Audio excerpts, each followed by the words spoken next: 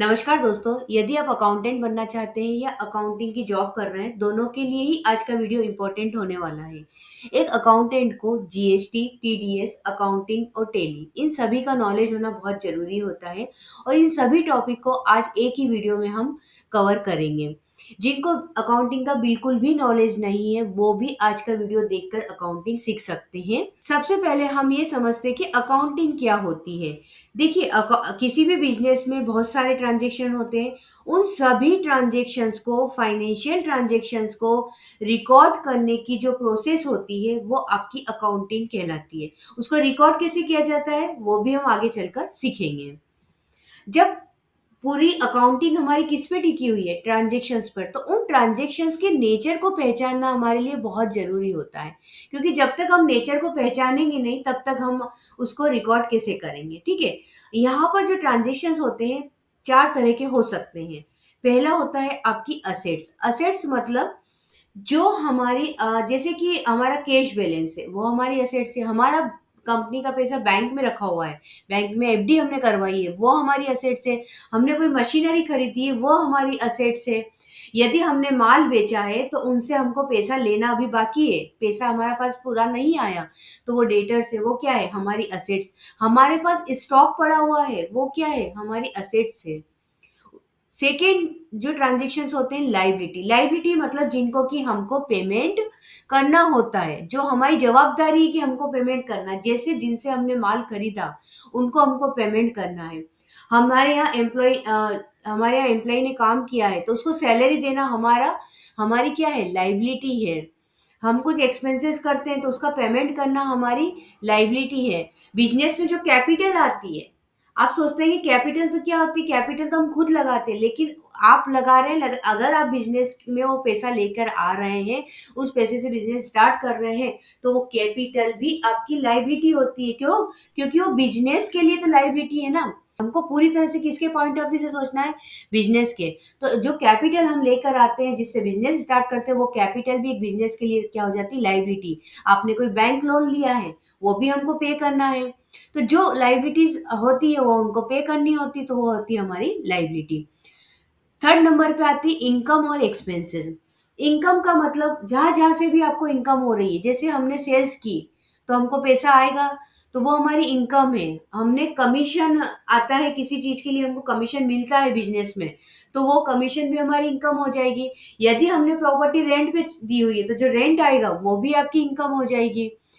यदि आपने एफडी करो, इस एफडी से जो इंटरेस्ट आता है वो भी आपकी इनकम हो जाएगी। अब बात करते हैं एक्सपेंसेस। तो एक्सपेंसेस का मतलब जैसे कि आपने कोई स्टेशनरी एक्सपेंसेस किए हैं, ऑडिट फी का पेमेंट किया है, आपने सैलरी का पेमेंट किया है, और सबसे बड़ा आपने परचेज की है, तो ये सब क्या है? आपके एक्सपेंसेस हो गए। जो असेट्स और लाइबिलिटी होते हैं ये कहाँ जाते हैं? ये जाते हैं हमारी बैलेंस शीट में। और जो इनकम और एक्सपेंसेस होते हैं वो कहाँ जाएंगे? हमारे प्रॉफिट एंड लॉस अकाउंट में या ट्रेडिंग अकाउंट में।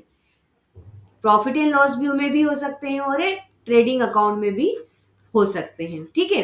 तो बैलेंस शीट जो होती है ना, जैसे कि आज हम 31 दिसंबर की आप बैलेंस शीट बना रहे हैं, तो उस दिन पर आपके पास आपको कितना देना है, मतलब लाइबिलिटी है, और कितना लेना है। हमने किसी को पैसा उधार दिया तो वो क्या हो गया? हमारे लिए असेट्स हो गए, क्योंकि वो पैसा हमारे पास आएगा। हमने आज उधार दिया, कल वो पैसा हमारे पास आएगा, तो वो हमारी असेट्स है। तो जिस तारीख की आप बैलेंस शीट बनाते हैं ना, उस तारीख पर आपके पास आपको कितना पैसा लेना है वो असेट्स होती, जितना देना है वो आपकी लाइबिलिटी होती। तो बैलेंस शीट एक उस दिन का, जिस दिन आप बैलेंस शीट देख रहे हैं उस दिन का बैलेंस बताती है कि आपकी क्या असेट्स है, क्या लाइबिलिटी है। और जो इनकम एक्सपेंसेस के लिए ट्रेडिंग और पी&एल होते हैं, ये बैलेंस शीट आपकी क्या होती है? एज ऑन डेट होती है, ठीक है? और जो ट्रेडिंग और प्रॉफिट एंड लॉस अकाउंट रहते हैं उसमें हम इनकम और एक्सपेंसेस होते लेते हैं। ये जो होते हैं फॉर द पीरियड के लिए रहते हैं। मतलब जैसे यदि हमने 6 मंथ का हम बनाने जा रहे हैं, ठीक है? हम बनाने जा रहे हैं 6 मंथ के हमारे फाइनेंशियल स्टेटमेंट, तो उसमें जो ट्रेडिंग और प्रॉफिट एंड लॉस अकाउंट में क्या क्या आएंगे? वो सभी आइटम आएंगे, सभी इनकम और एक्सपेंसेस आएंगे जो कि उस 6 मंथ के पीरियड के लिए किए होंगे आपने। 6 मंथ के पीरियड से रिलेटेड सभी इनकम और एक्सपेंसेस आपके इसमें आ जाएंगे, क्योंकि वो फॉर द पीरियड देखते हैं। लेकिन बैलेंस शीट में क्या 6 मंथ की जो लास्ट डेट है, जिस दिन आप बैलेंस शीट बना रहे हैं, उस तारीख पे आपकी कितनी असेट्स और लायबिलिटी है, वो ही केवल बैलेंस शीट में जाती है। जो कि बैलेंस शीट का बैलेंस क्या होता है, आपका कैरी फॉरवर्ड होता है। लेकिन ट्रेडिंग और प्रॉफिट एंड लॉस अकाउंट का बैलेंस क्या होता है, वो केवल उस पीरियड तक ही सीमित रहता है। जैसे हम 1 साल के लिए बनाते हैं, तो अगले साल क्या बैलेंस ट्रांसफर होगा, जो बैलेंस शीट के जो आइटम है वो तो सारे ट्रांसफर हो जाएंगे। क्योंकि इसमें क्या है, सारी 31 मार्च में हम बैलेंस शीट बनाते हैं जैसे, ठीक है, तो 31 मार्च के जो असेट्स और लाइबिलिटी हमको देना और लेना है, वो हम नेक्स्ट ईयर में ट्रांसफर कर देते हैं। लेकिन प्रॉफिट एंड लॉस अकाउंट में जितनी भी इनकम और एक्सपेंसेस होती है, उनको हम ट्रांसफर नहीं करते हैं। उनका सिर्फ क्या ट्रांसफर होता है, जो प्रॉफिट एंड लॉस अकाउंट का बैलेंस होता है, वो बैलेंस शीट में जाता है और फिर वो बैलेंस ट्रांसफर होता है। बाकी इनकम और एक्सपेंसेस जितने भी होते हैं वो ट्रांसफर नहीं होते हैं, क्योंकि वो सिर्फ फॉर द पीरियड के लिए होते हैं। अब हम बात करते हैं कि अकाउंटिंग में काम कैसे होता है। देखिए, आपको अकाउंटिंग करना कैसे है, सबसे पहले आपको नेचर ऑफ ट्रांजेक्शन्स को समझना होगा, आइडेंटिफाई करना होगा, और ये किस टर्म में होते हैं। सभी ट्रांजेक्शन आपके मनी टर्म्स में होना जरूरी है। जैसे कि यदि किसी एम्प्लॉय ने बहुत ऑनेस्टी से आपके यहाँ काम किया, बिजनेस के लिए वो कोई ट्रांजेक्शन्स नहीं होंगे। आपने उसको सैलरी दी, वो मनी टर्म में है, तो उसको हम रिकॉर्ड करेंगे। लेकिन उसकी ऑनेस्टी को क्या आप रिकॉर्ड करेंगे, चाहे वो उसकी वैल्यू हमारे बिजनेस में कितनी ही है, फिर भी हम उसको रिकॉर्ड नहीं करेंगे। ठीक है। उसके बाद आता है, जब आप ट्रांजेक्शन्स को आइडेंटिफाई पहचान लेंगे कि इनकम है, एक्सपेंसेस है, असेट्स है, लायबिलिटी, उसके बाद आपको उन ट्रांजेक्शन्स को रिकॉर्ड करना होता है। ट्रांजेक्शन्स को रिकॉर्ड करना है मतलब आपको, देखिए, रिकॉर्डिंग करते हैं तो या तो हम जनरल में करते हैं, या जो सब्सिडरी बुक होती है जैसे सेल्स बुक है, परचेज बुक है, उसमें करते हैं। ठीक है। उसके बाद जब हम जनरल में जैसे जैसे ट्रांजेक्शन होते हैं, जैसे आज की एक पर डे होते हैं, आज सेल्स हुई, उसको रिकॉर्ड किया, परचेस हुआ, उसकी जनरल एंट्री कर ली, एक्सपेंसेस किए, उसकी कर ली, पेमेंट हुआ उसके, तो बहुत सारे हो जाते हैं एक ही दिन। फिर उन सब के लिए हम क्या क्या करते हैं, जैसे कि हमको राम से हमने सेल्स किए, ठीक है, राम को हमने माल बेचा, मोहन से हमने माल खरीदा, तो अब इस राम का अकाउंट हमको अलग मेंटेन करना पड़ेगा। हमको अगर हमको ये देखना है कि राम ने कितना माल एक साथ, हमने कितना माल बेचा है, श्याम से हमने कितना माल साल में कितने ट्रांजेक्शन किया, कितना पेमेंट किया, तो इन सब के लिए उसके अलग अलग, राम का अकाउंट अलग बनाना पड़ेगा, मोहन का अलग बनाना पड़ेगा, केश का अलग बनाना पड़ेगा। जिसमें कि जनरल से ट्रांजेक्शन क्या करेंगे, हम उसकी जनरल के जो ट्रांजेक्शन है उनको व्यवस्थित रूप से एक अकाउंट में जाके रख दे। जैसे आप बैंक में जाते हैं तो आपका एक बैंक अकाउंट होता है ना, जिसमें आपके सभी ट्रांजेक्शन एक ही स्टेटमेंट में आपके आ जाते हैं। सेम वैसे ही यहाँ पर लेजर बनाए जाते हैं, तो जितने भी जनरल के ट्रांजेक्शन है वो लेजर वाइज अपने अपने लेजर में फिर वो पोस्ट होने होते हैं। ठीक है। तो हम लेजर बनाएंगे जिसमें जनरल के जितने भी ट्रांजेक्शन है वो सब क्या सिस्टमेटिक रूप से उसके अपने अपने अकाउंट में चले जाते हैं।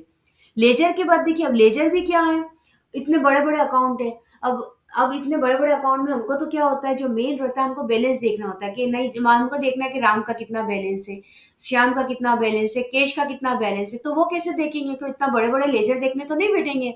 तो उसके लिए बनाई जाती है लेजर के बाद जो ट्रायल बैलेंस, तो लेजर का जो फाइनल बैलेंस निकलता है, वो बैलेंस जाता है ट्रायल बैलेंस में। ठीक है। जैसे राम का 10,000 रुपए का बैलेंस है, तो 10,000 रुपए कहाँ चले जाएंगे, ट्रायल बैलेंस में, वहां सिर्फ आपको बैलेंस दिखेंगे। फिर बैलेंस शीट, ट्रायल बैलेंस के बाद हम क्या बनाते हैं, फाइनेंशियल स्टेटमेंट, जिसमें कि हम P&L अकाउंट है, बैलेंस शीट है, और ये बनाते हैं। तो इस ट्रायल बैलेंस के बैलेंस के बाद फिर हमारा नंबर आता है P&L अकाउंट और बैलेंस शीट बनाने का। तो इस तरह से हमको अकाउंटिंग करनी होती है। आप सोच रहे हो कि इतना कुछ करना है, नहीं, आपको इतना कुछ नहीं करना है। क्योंकि जब इन सब अकाउंटिंग करने के लिए एक सॉफ्टवेयर का यूज, अकाउंटिंग सॉफ्टवेयर का हम यूज करते हैं, और वो अकाउंटिंग सॉफ्टवेयर में सिर्फ और सिर्फ आपको ट्रांजेक्शन पहचान के रिकॉर्ड करने होते हैं। जब आप एक बार रिकॉर्ड कर लेंगे ना, उसके बाद की ये जितनी भी प्रोसेस है वो सब कौन करेगा, वो अकाउंटिंग सॉफ्टवेयर खुद ही कर लेगा। वो आप जैसे ही कोई ट्रांजेक्शन पोस्ट करेंगे, उस ट्रांजेक्शन को लेजर में, ट्रायल बैलेंस में, फाइनेंशियल स्टेटमेंट में खुद ही ले जाएगा। आपको इसके आगे कुछ नहीं करना, आपको सिर्फ ट्रांजेक्शन पहचानना और रिकॉर्ड करना है। Financial year, previous year, assessment year, ये भी बार बार यूज में आते हैं, इसलिए इनको हम समझ लेते हैं। फाइनेंशियल ईयर का मतलब ये होता है कि जैसे कि कैलेंडर ईयर को आप जानते हैं कब से चालू होता है, जनवरी से चालू होकर दिसंबर पे एंड होता है, 12 मंथ्स का रहता है। वैसे ही फाइनेंशियल ईयर भी रहता तो 12 मंथ्स का, लेकिन वो स्टार्ट होता है आपका 1 अप्रैल से, एंड होता है 31 मार्च पे। तो हर साल जो 1 अप्रैल से स्टार्ट होकर 31 मार्च पर एंड होता है, वो कहलाता है हमारा फाइनेंशियल ईयर। और जो अकाउंटिंग होती है ना, वो इसी बेसिस पे होती है। आपकी अकाउंटिंग जनवरी से दिसंबर नहीं, आपकी अकाउंटिंग होगी 1 अप्रैल से 31 मार्च तक की, ठीक है। तो ये आपका होता है हर साल जो अप्रैल 1 अप्रैल से लेके 31 मार्च तक का पीरियड होता है वो कहलाता है आपका फाइनेंशियल ईयर। ये प्रीवियस ईयर क्या है, देखिए अकाउंटिंग फाइनेंशियल ईयर के हिसाब से होती है। अब आते हैं प्रीवियस ईयर। प्रीवियस ईयर और असेसमेंट ईयर ये दोनों जो है इनकम टैक्स के लिए यूज किए जाते हैं। अभी हमारा क्या चल रहा है, अभी हमारा चल रहा है 24, अभी हमारा चल रहा है अप्रैल 24 से मार्च 25 वाला ईयर। तो ये आपका क्या कहलाएगा, प्रीवियस ईयर।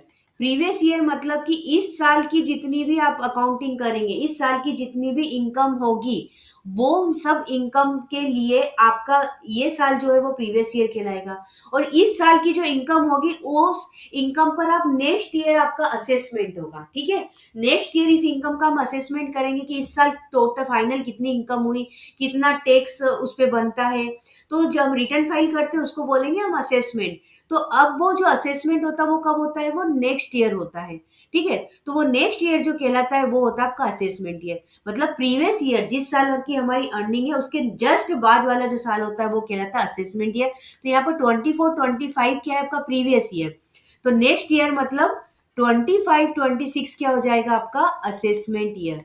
अकाउंटिंग ट्रांजेक्शन को रिकॉर्ड करने के लिए दो मेथड होती है, एक होती है कैश बेसिस, एक होती है अक्रूवल बेसिस। कैश बेसिस बहुत ही स्मॉल छोटे छोटे बिजनेस के लिए यूज की जाती है। केस बेसिस में कैश आया है, पेमेंट आ गया है, हम रिकॉर्ड कर लेंगे। अभी पेमेंट किया हम रिकॉर्ड कर लेंगे, तुरंत रिकॉर्ड। बस रिकॉर्डिंग कब होगी, चाहे जैसे आज हमने माल बेचा, पेमेंट कब आया, 2 महीने बाद आया, तो हम उसको रिकॉर्ड कब करेंगे, 2 महीने बाद करेंगे। लेकिन एक आपका सेकेंड जो होता है अक्रूवल बेसिस। अक्रूवल बेसिस में क्या होता है, आज हमने माल बेचा ना तो वो आज ही सेल्स के रूप में रिकॉर्ड होगा। 2 महीने बाद भले पेमेंट उसका कभी भी आए, साल भर बाद आए, 2 महीने बाद आए, 2 साल बाद आए, लेकिन जैसे हमने अभी अप्रैल 24 में यदि सेल्स किए तो वो अप्रैल 24 में ही हम रिकॉर्ड करेंगे उसी दिन उसको, ठीक है। तो वो होता है आपका अक्रूवल बेसिस। ऐसे ही आपका इनकम और एक्सपेंसेस दोनों के ऊपर लागू होता है। मतलब जिस साल की अकाउंटिंग कर रहे हैं उस साल की चाहे वो इनकम और एक्सपेंसेस आपको मिले हो, आपने पेमेंट किया हो या नहीं को, यदि आपने सर्विसेज दे दी है तो वो इनकम आपको चाहे कब एक्चुअल में कभी भी मिले, लेकिन आपने सर्विसेज दे दी है, आपने माल बेच दिया है, आपने माल खरीद लिया है, तो ये सब आपने जब किए ना तभी आपके रिकॉर्ड कर लिए जाएंगे। वो कहलाती है आपकी अक्रूवल बेसिस। अकाउंटिंग के कुछ गोल्डन रूल्स भी होते हैं, अब वो हम समझते हैं। देखिए जो अकाउंटिंग की जाती है वो डबल एंट्री सिस्टम से की जाती है। डबल एंट्री सिस्टम का मतलब ये होता है कि यदि हम कोई ट्रांजेक्शन्स करते हैं तो उसके दो इफेक्ट होते हैं। जैसे हमने 50,000 रुपीज में कोई मशीनरी खरीदी, तो अब इसमें क्या हुआ, एक फर्स्ट ट्रांजेक्शन तो ये हुआ कि 50,000 की मशीन हमारे बिजनेस में आई और 50,000 रुपीज कैश हमने दे दिए, ये कैश या बैंक जो भी हो, तो कैश का बैलेंस हमारा कम हो गया। तो यहाँ पर दो इफेक्ट हुए, तो हर ट्रांजेक्शन्स के दो इफेक्ट होते हैं, वो कहलाता है हमारा डबल एंट्री सिस्टम, और इसी से हम अकाउंटिंग करते हैं। जो दो तरह के दो इफेक्ट होते हैं उसको हम बुक करते हैं डेबिट और क्रेडिट से। और जो डेबिट जिसको कि शॉर्ट में हम लिखते हैं डीआर और क्रेडिट को लिखते हैं सीआर, ये डेबिट और क्रेडिट दोनों का बैलेंस क्या होना चाहिए, आपका इक्वल होना चाहिए। मतलब जितनी अमाउंट, क्योंकि देखिए एक ही ट्रांजेक्शन एक है, उसके दो इफेक्ट है, तो एक इफेक्ट होगा डेबिट और एक इफेक्ट होगा क्रेडिट, तो दोनों ही के अमाउंट जो रहेगी वो क्या रहेगी, सेम। तो हमेशा डेबिट और क्रेडिट का बैलेंस हमारा सेम होना चाहिए। अब डेबिट क्या होगा, क्रेडिट क्या होगा, ये समझते हैं।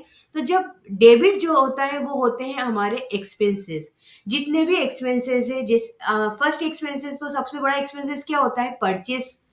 परचेज का एक्सपेंसेस है, आपने कोई वेजेस है, सैलरी दी है, कोई स्टेशनरी परचेज की है, कोई ऑडिट फी दी है, और भी जितने एक्सपेंसेस किए हैं वो सभी क्या होंगे, हमारे डेबिट होंगे। एक्सपेंसेस हमेशा डेबिट होते हैं और इनकम हमेशा क्या होती है, क्रेडिट होती है, ठीक है।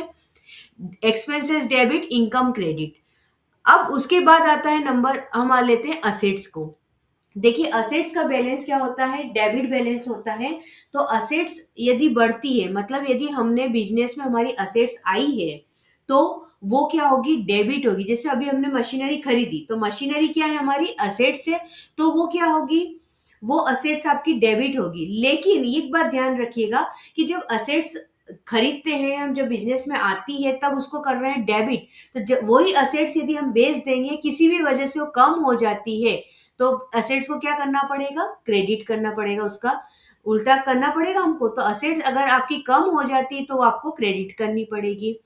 ये हमने क्या सीखा, एक्सपेंसेस को और असेट्स का। उसके बाद इनकम का देख लिया हमने कि अब आती है उसके बाद इनकम। देखिए इनकम जो होती है वो हमेशा क्रेडिट होती है। इनकम मतलब आपने सेल्स कर दी, उससे आपका, आपने माल बेचा, पैसा आएगा आपके पास। आपको कोई कमीशन मिला है, आपने कोई एफडी करवाई है, उससे आपको इंटरेस्ट मिला है, कोई इन्वेस्टमेंट पे डिविडेंड मिला है, रेंट पे कभी प्रॉपर्टी दी है तो रेंट मिला है, ये सब क्या है, बिजनेस की इनकम है। तो सभी इनकम क्या होती है, क्रेडिट होती है। जैसे असेट्स डेबिट होती है, लाइबिलिटी का बैलेंस क्या होता है, क्रेडिट होता है। असेट्स, देखिए आप ये ध्यान रखिएगा, असेट्स का बैलेंस डेबिट, लाइबिलिटी का बैलेंस क्रेडिट। जैसे एक्सपेंसेस डेबिट और इनकम क्रेडिट, वैसे ही असेट्स डेबिट और लाइबिलिटी क्रेडिट। लेकिन बस यहाँ पर ये जरूर ध्यान रखना कि लाइबिलिटी क्रेडिट होती है। लाइबिलिटी जैसे हमने लोन लिया, मतलब लाइबिलिटी हमारी क्या हो गई, बढ़ गई। जब लाइबिलिटी बढ़ी है तो क्रेडिट है, तो वही लाइबिलिटी आप पेमेंट कर दिया, आपने कम कर दी, तो वो लाइबिलिटी क्या हो जाएगी, आपकी डेबिट हो जाएगी। जैसे असेट्स डिक्रीज होती है तो क्रेडिट होगी, और लाइबिलिटी डिक्रीज होगी तो डेबिट होगी। तो ये गोल्डन रूल्स आपको ध्यान रखना होते हैं। इसका एक एग्जांपल लेते हैं, जैसे मैंने अभी आपको बताया था, हमने मशीनरी खरीदी, 50,000 रुपीज में हमने मशीनरी खरीदी। ठीक है, मशीनरी क्या है, हमारी असेट्स है। तो मशीनरी हमारे बिजनेस में आई है, मतलब हमारी असेट्स क्या हो गई, इंक्रीज हो गई है। असेट्स इंक्रीज हुई, बढ़ गई, तो हम मशीनरी अकाउंट आपका क्या हो जाएगा, डेबिट हो जाएगा, क्योंकि असेट्स जो इंक्रीज हुई वो क्या हो गई, डेबिट। तो यहाँ क्या एंट्री बन जाएगी आपकी, मशीनरी अकाउंट डेबिट टू। देखिए जो डेबिट, इसकी एंट्री करने का तरीका क्या है, डेबिट हो गया, और टू मतलब क्रेडिट। क्रेडिट में क्या लेंगे, अब आपने क्या किया, कैश में खरीदी वो मशीन, तो कैश में आपने 50,000 रुपये, यदि बैंक भी ले सकते हैं, यदि चेक दिया हो तो बैंक है। ठीक है, तो यदि कैश में लिया तो आपका कैश का बैलेंस कम हो गया। अब यहाँ पर तो कैश भी हमारी असेट्स है, लेकिन वो असेट्स क्या हो रही है, कैश का बैलेंस आपका कम हो रहा है। और जब असेट्स डिक्रीज होती है तब हम क्या करते हैं, असेट्स बढ़ी तो हमने डेबिट किया, लेकिन कैश तो हमारा, कैश या बैंक जो है वो हमारा कम हो रहा है। तो जब वो कम हो रहा है तो हम उसको क्या करेंगे, असेट्स डिक्रीज होगी तो क्रेडिट करेंगे। तो टू में क्या आ जाएगा आपका, कैश या बैंक। ठीक है, अब यहाँ पर अमाउंट कितनी आएगी, डेबिट में भी आ जाएगा 50,000 और क्रेडिट में भी आ जाएगा आपका 50,000। ठीक है, तो ये इक्वल अमाउंट हमारे हमेशा डेबिट और क्रेडिट की रहती है। अकाउंटिंग सॉफ्टवेयर है जिसमें कि हम रोज के ट्रांजेक्शन्स क्या करते हैं, रिकॉर्ड करते हैं। हमको सिर्फ, अच्छा टेली में, टेली या किसी भी अकाउंटिंग सॉफ्टवेयर में ले लीजिए आप, अकाउंट ट्रांजेक्शन्स को रिकॉर्ड करना बहुत आसान होता है। और उन ट्रांजेक्शन्स को रिकॉर्ड करने के बाद सभी रिपोर्ट्स, जैसे सभी रिटर्न्स है हमारे, जैसे जीएसटी रिटर्न है, टीडीएस रिटर्न है, सब आपके ऑटोमेटिक बन के आपको मिल जाएंगे। ठीक है, सब balance sheet, profit and loss account, trial balance, सब अपने आप उसमें रेडी हो जाते हैं। टेली सॉफ्टवेयर किसके द्वारा प्रोवाइड किया जाता है, तो टेली सॉल्यूशन प्राइवेट लिमिटेड के द्वारा ये बनाया जाता है। अब हम कुछ जीएसटी के बारे में भी जान लेते हैं। देखिए जीएसटी को अकाउंटिंग से अलग किया ही नहीं जा सकता है, क्योंकि परचेज, सेल्स, एक्सपेंसेस सबके साथ आपका जीएसटी रहता ही है। ठीक है ना, तो हम जीएसटी को भी साथ में लेकर ही चलेंगे। तो जो जीएसटी है वो जीएसटी होता है आपका इनडायरेक्ट टैक्स। जीएसटी क्या होता है, हमारा इनडायरेक्ट टैक्स। अब ये इनडायरेक्ट टैक्स क्या होता है, तो देखिए इनडायरेक्ट टैक्स का मतलब होता है, आप इनकम टैक्स को जानते हो, इनकम टैक्स की आपका डायरेक्ट टैक्स। इनकम टैक्स में क्या होता है, जितनी हमारी इनकम है उस पर हमको टैक्स देना होता है। ठीक है, लेकिन इनडायरेक्ट टैक्स में ऐसा नहीं होता। इनडायरेक्ट टैक्स में मतलब है इनडायरेक्टली आपसे लिया जाता है। जो आप सुबह से लेके शाम तक जितने भी आपके खर्चे करेंगे, चाहे आपने कोई सामान खरीदा हो, चाहे आपने कोई सर्विसेज खरीदो, जीएसटी का फुल फॉर्म क्या है, गुड्स एंड सर्विस टैक्स। ठीक है ना, ये गुड्स पे भी लगता है और सर्विसेज पे भी लगता है। तो जैसे आपने होटल, रेस्टोरेंट गए, खाना खाया, तो वो बिल देखेंगे आपको, उसमें जीएसटी मिलेगा। आपने अपने लिए कोई सामान खरीदा, उनमें आप बिल देखना, आपको जीएसटी मिलेगा। तो ये सब क्या होता है, सामान की या सर्विसेज की कीमत के साथ ही जोड़ दिया जाता है, इसलिए इसको इनडायरेक्ट टैक्स कहा जाता है। जो जीएसटी होता है वो आपका दो तरह का होता है। एक होता है इंट्रा स्टेट, और एक होगा इंटर स्टेट। देखिए, हम जितनी आपको रिक्वायरमेंट है ना उतना मैं आपको बता रही हूँ, ठीक है। तो जीएसटी सेल्स जो होती है वो दो तरह की होती है। जीएसटी सेल्स जो है वो दो तरह की है। एक है हमारी इंट्रा स्टेट और एक होती है इंटर स्टेट। जब इंट्रा स्टेट होती है, मतलब इंट्रा स्टेट का मतलब विद इन स्टेट। जैसे हम एमपी में हमारा ऑफिस है, एमपी में, और एमपी में ही हम माल बेच रहे हैं, एक ही स्टेट में हमारा बिजनेस कर रहे हैं, तो वो क्या हो गया आपका इंट्रा स्टेट। लेकिन जब एमपी से आप गुजरात में माल बेचते हैं तो वो क्या हो गया आपका इंटर स्टेट। जब आप विद इन स्टेट अपने ही स्टेट में माल बेचते हैं तो आपको बिल में मतलब जब आप मैंने क्या कहा, माल के बिल में ही वो जीएसटी इंक्लूड रहता है। तो जब आप सेल्स का वाउचर बनाएंगे, जब माल बेचेंगे, तो उस बिल में आपको जीएसटी लगाना होता है। तो ये जीएसटी जब आप इंट्रा स्टेट करेंगे तो आपको सी जीएसटी और एस जीएसटी, सी जीएसटी मतलब सेंट्रल और एस मतलब स्टेट जीएसटी, तो ये दोनों जीएसटी आपको बिल में जोड़ने पड़ेंगे। और जब यही गुड्स आप इंटर स्टेट अपने स्टेट के बाहर बेचेंगे तो आपको आई जीएसटी अपने बिल में लगाना होगा। दोनों में रेट में कोई अंतर नहीं है। देखिए रेट मान लीजिए, अच्छा इसमें क्या है, जीएसटी जीएसटी जो होता है गवर्नमेंट टैक्स है ही आपको। तो गवर्नमेंट ने इसके लिए आपको बता रखा कि इस सामान के ऊपर इतना टैक्स है, इस सर्विसेज के ऊपर इतना टैक्स है, ठीक है। तो वो लिस्ट आपको देखनी पड़ेगी किसके ऊपर कितना टैक्स एप्लीकेबल, जीएसटी एप्लीकेबल है। तो अब जैसे मान लीजिए कि हमने माना कि हमारा जो गुड्स है उस आइटम पर हमको लगता है 18% जीएसटी। अभी 18% जीएसटी है। यदि आप इंट्रा स्टेट कर रहे हैं तो सी जीएसटी भी कितना हो जाएगा 9% और एस जीएसटी हो जाएगा 9%। मतलब 18 क्या हो जाएगा, हाफ हाफ हो जाएगा। लेकिन यदि आप इंटर स्टेट कर रहे हैं तो पूरा के पूरा आपको कितना देना पड़ेगा, आईजीएसटी आपको जो जोड़ना है बिल में वो कितना जुड़ेगा, 18% जुड़ेगा। मतलब यदि आई इंटर स्टेट माल बेच रहे हैं एक, तो आपको आई जीएसटी लगाना है वो 18% से, और यदि इंटर स्टेट बेच रहे हैं तो आपको सी जीएसटी और एस जीएसटी लगाना है 9% से। जो फाइनल रेट है वो कितनी हो गई हमारी, 18% ही रहेगी। अब यहाँ पर देखिए, अब मैंने बताया कि आपको सेल्स पे क्या करना है, आपको आपको सेल्स पे जीएसटी जोड़ना है। जैसे आपकी इनवाइस में, हम यहाँ पे बात करते हैं सेल्स की, ठीक है। हमारी इनवाइस की वैल्यू है 1 लाख। तो अब इस पे अगर मान लेते हैं कि इंट्रा स्टेट है, ठीक है, इंट्रा स्टेट है, तो इस पे आपको क्या जोड़ना है, सी जीएसटी और एस जीएसटी जोड़ना है। ये तो हमारी विथ प्रॉफिट हमको इतने में माल बेचना है।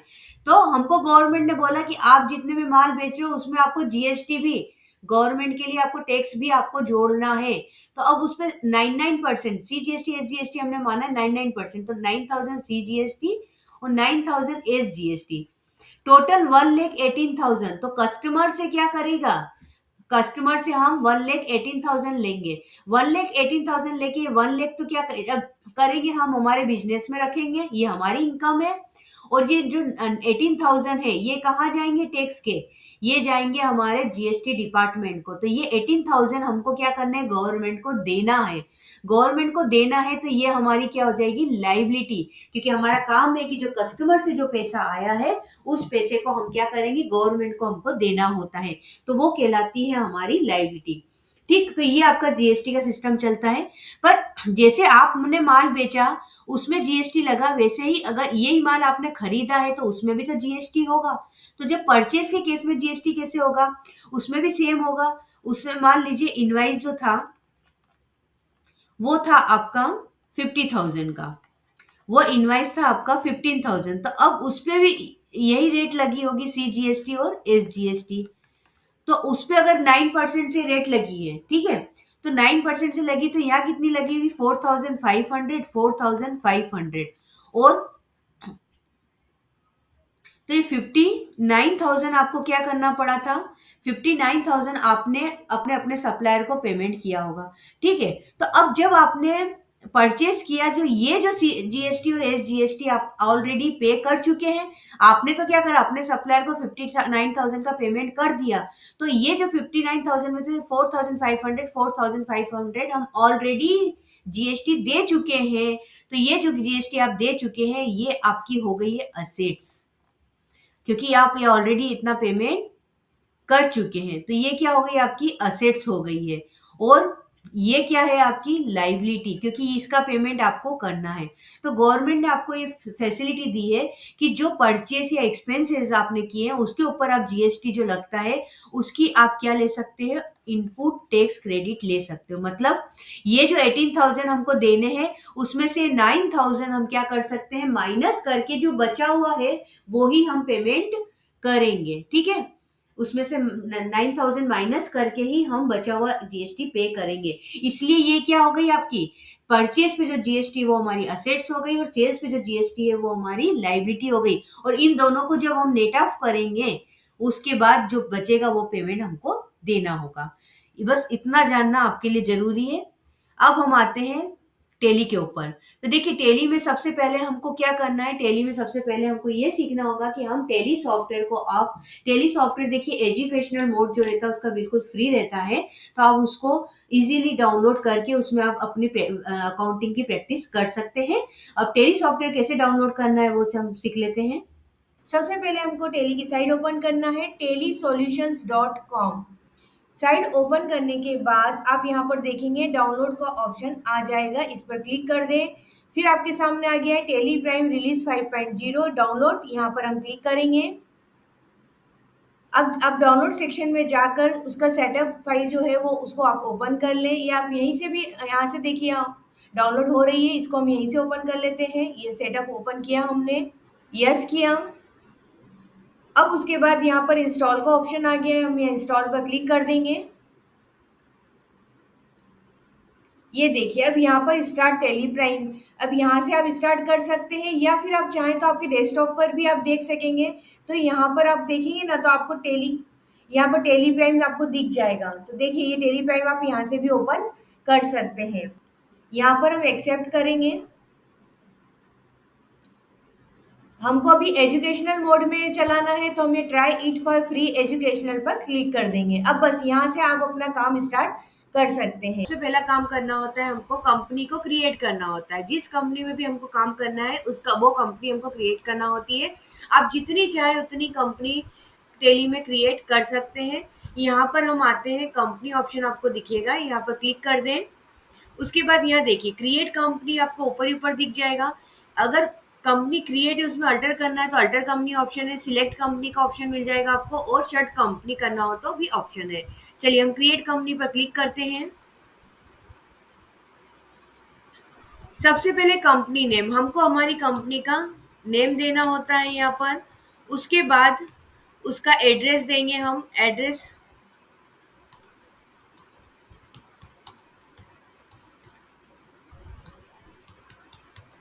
एड्रेस देखिए स्टेट ले लेंगे, स्टेट मुंबई लिया तो महाराष्ट्र स्टेट आएगा। उसके बाद पिन कोड दे दें, telephone number, mobile number, mail ID, company की वेबसाइट, ये सब आप इंटर कर लें। उसके बाद आपको यहाँ पर फाइनेंशियल ईयर कब से स्टार्ट हुआ है और कब से बुक्स स्टार्ट हुई है वो आपको लेना है। चलिए एक्सेप्ट किया, यस कर दें। उसके बाद देखिए अब आपको यहाँ पर कौन कौन से फीचर्स ऑन करने हैं। तो सबसे पहले तो देखिए हमको सबसे ऊपर आपको अकाउंटिंग दिख रहा होगा, तो अकाउंटिंग में मेंटेन अकाउंट्स, तो हमको अकाउंट्स मेंटेन करना है तो हम यहाँ पर यस करेंगे। यदि आप चाहते हैं कि नहीं हमको अकाउंट्स के साथ साथ इन्वेंट्री भी टेली में मेंटेन करना है तो हम यहाँ पर आपको दिखेगा इन्वेंट्री में मेंटेन इन्वेंट्री, इसको भी आपको यस ही रखना है। ये बाय डिफॉल्ट भी यस ही रहता है। और यहाँ पर टैक्सेशन में आएंगे तो हम जीएसटी को यस करेंगे। इस कैसे ही आप यस करेंगे उसके बाद आपको अपनी कंपनी की जीएसटी की डिटेल्स यहाँ पर देनी होती है। सबसे पहले देखिए आपको अपने स्टेट का नाम यहाँ पर आ ही जाएगा।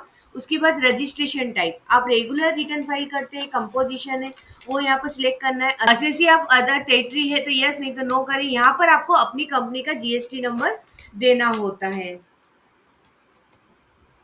उसके बाद आपको सिलेक्ट करना है कि आप मंथली फाइल करते हैं, रेगुलर फाइल करते हैं जीएसटी रिटर्न, वो सिलेक्ट कर लें। ये जो कनेक्टेड जीएसटी डिटेल्स है उनके लिए, जो कि डायरेक्ट टेली से अपने जीएसटी रिटर्न फाइल करना चाहते हैं तो वो अभी हम छोड़ देते हैं इसको। चलिए ई इनवाइसिंग और ई वे बिल को भी अभी आप नो रहने दें, एक्सेप्ट कर लें, यस कर दें। ये हो गया टैक्सेशन का पार्ट हो गया। अब उसके बाद हम कंट्रोल, देखिए कोई भी विंडो जो ओपन है उसको सेव करने के लिए हम कंट्रोल ए, शॉर्टकट की का यूज करते हैं, क्योंकि नहीं तो हमको क्या करना पड़ेगा, इंटर इंटर इंटर करके फिर एंड में एक्सेप्ट करना होगा। तो हमको अब इसके आगे अभी कुछ नहीं करना है, तो हम क्या कर देंगे, कंट्रोल ए किया हमने, सेव हो गया हमारा। चलिए अब हमारा, हमको टेली पहले हम समझ लेते हैं। यहाँ पर गेटवे ऑफ टेली होता है जहाँ पर हमको हमारा काम करना होता है। गेटवे ऑफ टेली में ऊपर ही ऊपर आप देखेंगे मास्टर्स। मास्टर्स का मतलब होता है कि लेजर है, ग्रुप है, अकाउंट्स जो हमको क्रिएट करना होते हैं। तो वो जैसे आपको राम का अकाउंट क्रिएट करना है, श्याम का करना है, आपको फिक्स्ड असेट्स, करंट असेट्स, ये सब अकाउंट अगर बनाने हैं तो कहाँ से बनाएंगे आप, क्रिएट, उनको अल्टर करना है तो अल्टर ऑप्शन है। फिर आते हैं हम ट्रांजेक्शन में। जो मेन हमारा होता है वो होता है आपका ट्रांजेक्शन वाला पार्ट। यहाँ पर जो वाउचर्स दिख रहा है ना आपको, यहाँ पर से हमको, जैसे सबसे पहला काम क्या होता है, हमको ट्रांजेक्शन को पहचानने के बाद उसको रिकॉर्ड करना होता है। तो सब रिकॉर्डिंग का काम जो करना है आपको वाउचर ऑप्शन में मिलेगा आपको। यहीं से आपको आपको रिकॉर्डिंग करनी है बस। यहाँ पर आपने कर दी, उसके बाद ये जो नीचे का पार्ट आप देख रहे हैं, बैंकिंग, जिसमें आपको बैंकिंग से रिलेटेड इन्फॉर्मेशन मिल जाएगी। उसके बाद नीचे आगे आगे है रिपोर्ट्स। ये सब अपने आप आपके लिए रिपोर्ट्स तैयार हो जाएगी, चाहे बैलेंस शीट हो, पी&ल हो, स्टॉक समरी, रेशो एनालिसिस, और भी कोई रिपोर्ट्स है, वो सब सभी रिपोर्ट्स आपकी अपने आप तैयार होगी। हमारा काम क्या है, वाउचर्स पे आकर हमको रिकॉर्डिंग करनी होती है ट्रांजेक्शन्स की। चलिए ऊपर की तरफ देखेंगे तो देखिए कंपनी ऑप्शन आपको दिख रहा है। इसके द्वारा यहाँ पर फीचर्स F11 दिखा, फीचर्स जो अभी हमने सेट किया था ना, अकाउंट से TDS का, GST का, ये सेट डिटेल्स बाद में भी हम चाहे तो हम अल्टर करना हो तो हम क्या करेंगे, फीचर्स ऑप्शन पे जाकर आप कर सकते हैं। ये साइड में जो दिख रहे हैं आपको F11, और ये जो भी हाईलाइट किए हुए हैं, ये आपके शॉर्टकट की है, ठीक है। ये यहाँ पे भी दिख रहा है F3, अल्ट F3, ये जितने भी है ये क्या है, सब आपके शॉर्टकट की है। या डेटा पे आएंगे तो आपको बैकअप, रिस्टोर, स्प्लिट करना है तो आप कर सकते हैं। एक्सचेंज ऑप्शन का यूज आपको जीएसटी लॉगिन लॉगआउट के लिए, जीएसटी रिटर्न अपलोड करने के लिए, डाउनलोड करने के लिए यूज किया जाएगा। कुछ इंपोर्ट करना है तो हम यहाँ इस ऑप्शन का यूज करेंगे, इंपोर्ट का। एक्सपोर्ट के द्वारा हम हमारी इंफॉर्मेशन को एक्सपोर्ट करेंगे। शेयर करना है तो यहाँ से करेंगे। कुछ भी अगर हमको इनवाइस या और कोई रिपोर्ट प्रिंट करनी है तो इस ऑप्शन, प्रिंट ऑप्शन के द्वारा हमको प्रिंट करना होती है। चलिए अब सबसे पहला काम करते हैं। देखिए एक तो ये मैंने बताया कि अब मास्टर में आकर जैसे यहाँ पे आए क्रिएट, अब क्रिएट में आपको ग्रुप, लेजर, वाउचर टाइप, ये स्टॉक ग्रुप, ये सब आप यहाँ से क्रिएट कर सकते हैं। जैसे स्टॉक आइटम है, स्टॉक कैटेगरी आप क्रिएट कर सकते हैं। लेकिन ये जरूरी नहीं है कि आप यहाँ से करें, हम डायरेक्ट एंट्री करते भी जाएंगे और ये भी क्रिएट करते जाएंगे। हम डायरेक्ट वाउचर पे जाकर भी कर सकते हैं, आप यहाँ से भी कर सकते हैं। और एक और उसका है तरीका, जैसे आप ये वाउचर, हमारा मेन काम क्या है, ट्रांजेक्शन वाला, हम यहाँ वाउचर्स पे आते हैं। जैसे सबसे पहला काम क्या होता है, हमको माल परचेज करना होता है तो हम परचेज वाउचर बनाएंगे। तो यहीं पर हम हमारे जो जो लेजर रिक्वायर्ड होंगे वो बनाते जाएंगे। अब यहाँ पर मैं थोड़ा सा आपको लेजर और ग्रुप के बारे में बता देती हूँ। कोई सा भी लेजर आप बनाते, जैसे कि हमने माल बेचा तो हमको क्या बनाना पड़ेगा, सेल्स अकाउंट बनाना पड़ेगा। तो अब आपको ये भी बताना पड़ेगा कि जो सेल्स अकाउंट आप बनाएंगे, सेल्स अकाउंट क्या है, लेजर है आपके, वो अकाउंट है कि किस, उस सेल्स में जितने भी सेल्स के ट्रांजेक्शन वो चले जाएंगे।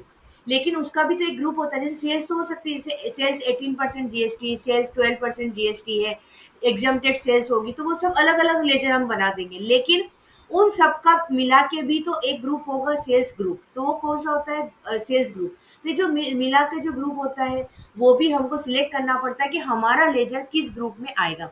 अच्छा ग्रुप के अंदर अब आप चाहे तो इसमें टेली में आपको बहुत सारे ग्रुप तो आपको बाय डिफॉल्ट मिल जाएंगे। इसके अलावा भी यदि आप चाहते हैं तो आप अपने खुद भी क्रिएट कर सकते हैं। जैसे हम देख लेते हैं, बाहर आ जाए। अच्छा बाहर आने के लिए आपको क्या करना पड़ेगा, आपको पीछे जाना है तो आप एस्केप की से पीछे आएंगे। यहाँ पर आप मास्टर्स में आते हैं, चार्ट ऑफ अकाउंट्स में आप यहाँ पे आ जाइए। देखिए ग्रुप्स में हम जाते हैं, ग्रुप्स में आप देखेंगे तो यहाँ पर कैपिटल अकाउंट, रिजर्व सरप्लस, ये सब क्या है आपको ग्रुप दिख जाएंगे। करंट असेट्स, बैंक अकाउंट के, जैसे हमने शुरू में देखा था, असेट्स होती है, लाइबिलिटी होती है, इनकम एक्सपेंसेस होते हैं, ठीक है ना। और कैपिटल अकाउंट, तो ये करंट असेट्स में भी क्या होता है, करंट असेट्स का ग्रुप होता है, और एक आपका होता है फिक्स्ड असेट्स का। तो ये फिक्स्ड असेट्स का ग्रुप है। तो इनके अंडर में फिर हमको क्या बनाने होते हैं, तो आप सब ग्रुप भी बना सकते हैं, फिर सब ग्रुप के अंडर में हम क्या बना सकते हैं, लेजर बनाना। तो ये हमको ये पहचानना होते हैं।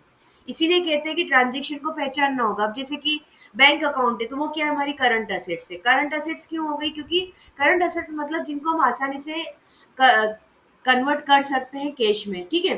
तो बैंक है, कैश है, स्टॉक है, डिपॉजिट है, लोन्स एंड एडवांस है, स्टॉक है, डेटर्स हमारी, ये सब क्या आपकी current assets, current liability, duty, taxes, provision, creditor. तो कुछ ये ग्रुप तो सब टेली ने खुद ही बना के दिए हैं, इसके अलावा आपको बनाना तो आप बना सकते हैं। ऐसी एक्सपेंसेस में डायरेक्ट और इनडायरेक्ट है। डायरेक्ट एक्सपेंसेस मतलब कि जो कि डायरेक्टली आपके परचेज से रिलेटेड होंगे, और इनडायरेक्ट इसके अलावा जितने भी एक्सपेंसेस होंगे। डायरेक्ट इनकम जो कि सेल्स से डायरेक्ट होती अटैच होगी वो डायरेक्ट इनकम होगी, अदरवाइज सारी इनकम को आ जाएगी इनडायरेक्ट इनकम में जाएगी। इसके अलावा इन्वेस्टमेंट है, लोन्स का बैंक ओडी है, सिक्योर्ड लोन है, अनसिक्योर्ड लोन है, मिसलेनियस एक्सपेंसेस या purchase account, sales account, suspense account, ये ग्रुप आपके बने हुए हैं। और लेजर में देखेंगे ना आप, तो लेजर आप देखिए बैंक कैश इन हैंड है। कैश इन देखिए, सबसे बड़ा ग्रुप क्या है, current assets, main group current assets. उसके अंदर बैंक अकाउंट्स है और कैश इन हैंड है, ठीक है, ये सब ग्रुप हो गए उसके। अब इस कैश इन हैंड के अंदर भी आपका कैश है, पेटी कैश है, ये अलग अलग हो सकते हैं। तो ये कैश और प्रॉफिट एंड लॉस अकाउंट, ये दो अकाउंट तो टेली में बाय डिफॉल्ट बने हुए रहते हैं। इसके अलावा लेजर हमको बनाना है, तो देखिए कैश के अंदर जो बना कैश, ये क्या है, आपका लेजर है। इसी तरह एक अकाउंट और बना हुआ रहता है यहाँ पे, प्रॉफिट एंड लॉस अकाउंट का। चलिए अब हम एंट्री पर आते हैं। हम सबसे पहले आते हैं वाउचर्स पे। सबसे पहला काम हम क्या कर रहे हैं, हम परचेज की एंट्री करेंगे। अब यहाँ पर देखिएगा, आप साइड में आप जब देखेंगे ना, तो आपको बहुत सारे यहाँ पे वाउचर्स दिखेंगे। ये सब क्या है, देखिए जब मैनुअल अकाउंटिंग करते हैं तो हमको अलग अलग जनरल एंट्री करते हैं।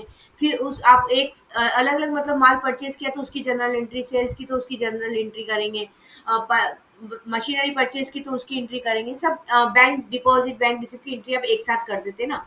टेली में आपकी सुविधा, टेली में बहुत अच्छी फैसिलिटी दी हुई है। टेली में क्या, लगभग सभी अकाउंटिंग सॉफ्टवेयर में फैसिलिटी आपको मिलती है कि आपको एंट्री करना बहुत आसान होता है। यहाँ पे देखिए वाउचर्स दिए हुए हैं। जैसे कि यदि सेल्स की एंट्री करना है तो आपको कुछ भी नहीं सोचना, सेल्स आई है, सेल्स वाउचर आपको यहाँ पर दिख जाए। यहाँ पर भी जो हाईलाइट किए हुए हैं, ये सब क्या है, आपके शॉर्टकट की है। सेल्स वाउचर पे गए तो सेल्स वाउचर, परचेस वाउचर पे गए तो परचेस, जितनी भी परचेस है उसके लिए परचेस वाउचर दिया हुआ है। रिसिप्ट है, चाहे वो कैश रिसिप्ट है और बैंक रिसिप्ट, तो रिसिप्ट का यूज करेंगे। और पेमेंट जो है, ये देखिए पेमेंट वाला ऑप्शन है तो आप पेमेंट का यूज करेंगे। तो इस तरह हम क्या करेंगे, यहाँ पर आपको वाउचर्स के ऑप्शन मिल जाए। कॉन्ट्रा के लिए क्या होता है, जब बैंक टू कैश, ये कैश टू बैंक, या फिर आपके bank to cash, cash to bank, ये जो ट्रांजेक्शन्स होते हैं वो सभी ट्रांजेक्शन आपके काउंटर वाउचर में पोस्ट किए जाते हैं। तो यहाँ पे काउंटर का भी ऑप्शन आपको मिल जाएगा। इसके अलावा भी यदि कोई ट्रांजेक्शन है तो हम किस में करेंगे, वो कर देते हैं हम जनरल में। तो इससे क्या होता है, हमारी रिकॉर्डिंग करना, इंक्रीज करना हमारे लिए बहुत आसान हो जाती है। बस जो ट्रांजेक्शन, अब जनरल में कौन कौन से ट्रांजेक्शन, जनरल में ट्रांजेक्शन आ जाएंगे, जैसे कि आपने फिक्स्ड एसेट्स खरीदी है क्रेडिट में। अब देखिए कैश में खरीदेंगे तो वो तो आपकी क्या हो जाती है, रिसिप्ट, पेमेंट वाउचर ले लेते हैं हम। लेकिन अब यहाँ पर आपने हमने यदि उधार में खरीदी है तो हमको पार्टी जिसको पेमेंट करना है वो पार्टी भी क्रिएट करनी होती है, फिक्स्ड एसेट्स का अकाउंट भी क्रिएट करना होता है, तो वो हम किससे कर देंगे, जनरल से। मतलब जो बाकी के वाउचर्स में ना आएगी, ना कर सकते ना, वो एंट्री हम किस में करेंगे, जनरल में। तो एडजस्टमेंट करना, अकाउंट टू अकाउंट ट्रांसफर करना है, तो ये सारे एडजस्टमेंट किससे होते हैं, हमारे जनरल से होते हैं। उसके अलावा यहाँ पर एक चेंज मोड का ऑप्शन आपको दिखेगा। चेंज मोड का जो ऑप्शन होता है उसमें देखिए आ रहा है कि डबल एंट्री से चाहते हैं सिंगल एंट्री से, तो हम डबल एंट्री कर देंगे तो आपको डेबिट और क्रेडिट का ऑप्शन दिख जाएगा। तो आप अगर जैसे किसी को डेबिट क्रेडिट ही समझ में आता है तो डेबिट क्रेडिट से कर सकता है। और सिंगल एंट्री करेंगे तो जैसे कि आप पेमेंट है ना, तो यहाँ पर सिर्फ आपको लिखना है कि पेमेंट है तो कैश है, बैंक उसके थ्रू है, और फिर नीचे पार्टी का आ जाएगा आपको। मतलब यहाँ पर डेबिट क्रेडिट कुछ सोचना नहीं पड़ेगा। चलिए अब उसके अलावा एक और यहाँ पर देखिएगा आप, यहाँ जब हम अदर वाउचर्स का ऑप्शन दिख रहा हो, अदर वाउचर्स के द्वारा आप डेबिट नोट, क्रेडिट नोट, ये जो वाउचर आपको बाहर नहीं दिख रहे वो अदर वाउचर में आपको दिख जाएंगे। चलिए हम एंट्री करते हैं। सबसे पहले आते हैं परचेस वाउचर में। तो हमने परचेस वाउचर ओपन कर लिया है। परचेस वाउचर में सबसे ऊपर डेट है, डेट चेंज करने के लिए ऑप्शन आपको यहाँ पर दिख जाएगा, जो भी डेट आप लेना चाहें। अब उसके बाद सप्लायर का इनवाइस नंबर हमको देना होता है, जो इनवाइस परचेस बिल जो है आपका, उस वो डिटेल आपको देनी है, वो नंबर मान लीजिए है। और बिल और वो सप्लायर की जो इनवाइस नंबर है और इनवाइस डेट है वो यहाँ पर हम लेंगे। पार्टी का अकाउंट नेम, अब देखिए किस पार्टी से आपने परचेज किया है वो आपको यहाँ पर लेना होता है। तो हमने यहाँ पर मान लेते हैं हम कि जैसे क्रिएट पर जाते हैं, हम मान लेते हैं कि हमने अजय एंड कंपनी से परचेज किया, ठीक है। तो यहाँ पर अच्छा, जैसे ही देखिए लेजर नहीं था तो हमने क्रिएट का ऑप्शन दिखा, हमने क्रिएट ऑप्शन पर क्लिक कर दिया। चलिए अब नेम आ गया, अब हमारा ले लिया हमने, मान लिया कि अजय एंड कंपनी से हमने परचेज किया। अब माल परचेज किया तो ये हमारे क्या होंगे, ये हमारे होंगे क्रेडिटर्स। तो हम कौन से ग्रुप में लेंगे इसको, अंडर सन्ड्री क्रेडिटर्स में ले लेंगे। उसके बाद आप इधर आपको देना है नेम, उसका एड्रेस देना है कि वो कहाँ का है, वो एड्रेस पूरा दे दे आप, स्टेट ले ले, कंट्री, पिन कोड आपको यहाँ पर देना होगा। फिर उस व्यक्ति का अजय एंड कंपनी की बैंक डिटेल्स आपके पास होगी, वो बैंक डिटेल्स यहाँ पर इंटर कर दें। उसके बाद उसका पैन नंबर, और यहाँ पर आपको क्या देना है, नीचे की ओर आपको जीएसटी नंबर उसका यहाँ पर देना होता है। तो चलिए हम उसका जीएसटी नंबर देते हैं। नंबर भी आप दे दें क्योंकि हम इसमें टीडीएस भी सीखेंगे, तो आप यहाँ पे पैन नंबर भी दे दें उसका।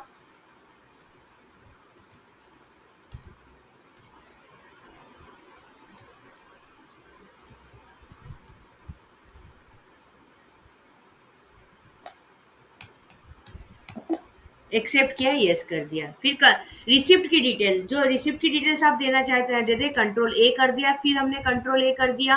अब परचेस लेजर, तो परचेस का भी लेजर, जैसे कि मैंने बताया परचेस में भी अलग अलग परचेस आप बना सकते हो। तो यहाँ पर हमको यहाँ क्रिएट का ऑप्शन दिख रहा है, ये ले ले आप।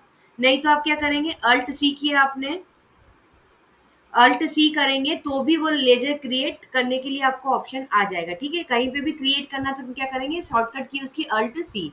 नेम क्या है, अब लेजर तो हम यहाँ पर ले रहे हैं परचेस, किसके अंडर में रहेगा, तो ये परचेस के अंडर में ही हमको लेना है, तो परचेस अकाउंट्स में आएगा। अब नीचे की तरफ जाएं, यहाँ पर आपको जीएसटी एप्लीकेबिलिटी दिखेगा, तो यस एप्लीकेबल कर दे। फिर नीचे की तरफ देखिए, अभी यहाँ पर हमको कोई भी रेट यहाँ सेट नहीं करनी है। हमारे सामने ऑप्शन रहता है कि हम चाहे तो परचेस अकाउंट में भी जीएसटी की रेट सेट कर दे, पर यहाँ पर हम नहीं करेंगे। देखिए क्योंकि क्या होता है, हम जो माल परचेस करते हैं वो अलग अलग रेट का होता है, तो इसलिए जो आइटम हम परचेस करते हैं ना, उसके साथ हम जीएसटी की रेट सेट करेंगे, यहाँ पर नहीं करना है। यहाँ पर लास्ट में आपको आके क्या करना है, टाइप ऑफ सप्लाई दिख रहा होगा सर्विसेज, तो यहाँ पर हमको क्या लेना है, गुड्स ले लेना है। अगर सर्विसेज परचेस कर रहे हैं तो सर्विसेज ले ले। ठीक है, इतना कर दिया, एक्सेप्ट कर ले, यस कर ले, परचेस का लेजर आपका क्रिएट हो गया। अब हमको, अब देखिए नेम ऑफ आइटम, अच्छा ये नेम ऑफ आइटम क्वांटिटी अगर आपको नहीं दिखता है तो यहाँ चेंज मोड के ऑप्शन पर आप जाएं, यहाँ पर आपको दिख जाएगा आइटम इनवाइस, तो इससे आपको ये सब क्वांटिटी और सब दिखने लग जाएंगे। अकाउंटिंग इनवाइस का मतलब होता है कि यदि आप सर्विसेज परचेज करेंगे तो उस केस में आपको अकाउंटिंग इनवाइस सिलेक्ट करना होता है। ठीक है, तो यहाँ पर अब आइटम नहीं है तो हम क्या करेंगे, अल्ट सी कर देते हैं, तो item create, stock item create कर देते हैं। स्टॉक आइटम ले लेते हैं हम आइटम ए, किस अंडर किस में, तो प्राइमरी में रहने देंगे। यूनिट्स, यूनिट्स का मतलब होता है कि वो आइटम आपका नंबर्स में है, केजी में है, पैकेट्स में है, वो जो भी आपको लेना है। तो यूनिट्स भी हमने यहाँ ऑलरेडी, अगर आपकी बनी हुई यूनिट्स होगी तो शो हो जाएगी। यहाँ पर यूनिट्स नहीं है, इसका मतलब हमको क्या करना है, क्रिएट। तो क्रिएट का ऑप्शन दिख रहा है, यहाँ पर आप क्रिएट कर लीजिए। ये सब जितना भी हम क्रिएट कर रहे हैं ना, ये सब हम मास्टर्स में जो क्रिएट और का ऑप्शन था वहां से आप कर सकते हैं, लेकिन हम बनाते बनाते ही कर लें तो अच्छा रहेगा, जो जो रिक्वायरमेंट है वो बनाते जाएंगे। चलिए यूनिट में आ जाए, सिंबल हमको लेना है, जैसे यहाँ पर मैं यूनिट्स ले रही हूँ नंबर्स में, तो हम क्या ले लेंगे, एनओएस, फॉर्मल नेम इसका, यूनिट क्वांटिटी कोड आपको यहाँ पे सिलेक्ट करना है, तो ये हमने सिलेक्ट कर लिया। चलिए कोई डेसिमल प्लेसेस आपको करना हो तो आप करें, उसके बाद एक्सेप्ट कर लें, यस कर लिया। अब देखिए जैसा मैंने बताया था कि जीएसटी सेट कहाँ करना है, हमको आइटम के साथ करना है, तो इससे आपके कितनी, एक ही बिल में यदि 10 तरह के आइटम है, 10 की जीएसटी रेट अलग है ना, तो वो सब एक साथ कैलकुलेट हो जाते हैं। ठीक है, तो हमको आइटम के साथ जीएसटी रेट सेट करना होता है। जीएसटी एप्लीकेबिलिटी में एप्लीकेबल कर दें, यहाँ पर आपको करना है स्पेसिफाई डिटेल्स हियर। उसके बाद आपको यहाँ पर एचएसएन, देखिए एचएसएन कोड का मतलब ये होता है, जीएसटी में क्या होता है कि हर आइटम के लिए हम नाम से पहचानते हैं, लेकिन जीएसटी नाम से नहीं पहचानता। जीएसटी उसके, जीएसटी ने हर आइटम के लिए अलग अलग एचएसएन कोड दिए हुए हैं, तो वो उन कोड से पहचानता है। और ये सर्विसेज के केस में वो एसएससी बोलते हैं उसको। तो यहाँ पर आपको एचएसएन या एसएससी कोड देना है। यहाँ पे गुड्स परचेज कर देते हैं, यहाँ पे हम एज्यूम कर लेते हैं एचएसएन कोड, फिर उसका डिस्क्रिप्शन आप देना चाहें तो वो आप यहाँ पर दे सकते हैं। उसके बाद यहाँ पर फिर देखिए जीएसटी रेट में भी आपको क्या करना है, स्पेसिफाई डिटेल्स हियर। ठीक, टैक्सेबिलिटी क्या है उसकी, टैक्सेबल है, एग्जाम्प्ट है, वो सब आपको सिलेक्ट करना था, हम यहाँ पर टैक्सेबल करेंगे। जीएसटी रेट, जो भी गुड्स इस आइटम के ऊपर जीएसटी रेट लगेगी या एप्लीकेबल होगी, देखिए एचएसएन कोड, जीएसटी रेट, ये आपको सर्च करना पड़ेगी कि इसकी जीएसटी रेट क्या है। ठीक, तो हम यहाँ पे जीएसटी रेट हमने माना है कि 18% है, तो रेट हमने ले ली। फिर उसके बाद अभी रिवर्स चार्ज का आप नो रहने दीजिए। Eligible for input tax credit, तो यस, हमको मतलब जो परचेस है वो क्या, उसकी हमको इनपुट टैक्स क्रेडिट लेनी है तो लेनी है, तो यस कर देंगे। टाइप ऑफ सप्लाई गुड्स से सर्विसेज वो आप सिलेक्ट कर ले, तो हम यहाँ पे गुड्स करेंगे, बस यहाँ पे इतना ही करना है, कंट्रोल ए से सेव कर लेते हैं। आइटम है ये क्या, क्वांटिटी ले लेते हैं, मान लीजिए हमने 10,000 100 क्वांटिटी ले लेते हैं, रेट उसका ले लेते हैं 10,000 का, ये अमाउंट आ गई। अब इंटर किया, फिर इंटर किया, अब हमको क्या लगाना है, इस पर हमको लगाना होता है हमारा जीएसटी। तो अब जीएसटी के लिए भी क्या हमने लेजर बनाए, अभी तक नहीं बनाए, तो हम क्या करेंगे, अल्ट सी किया, यहाँ पर हमको एक लेजर बनाना होगा।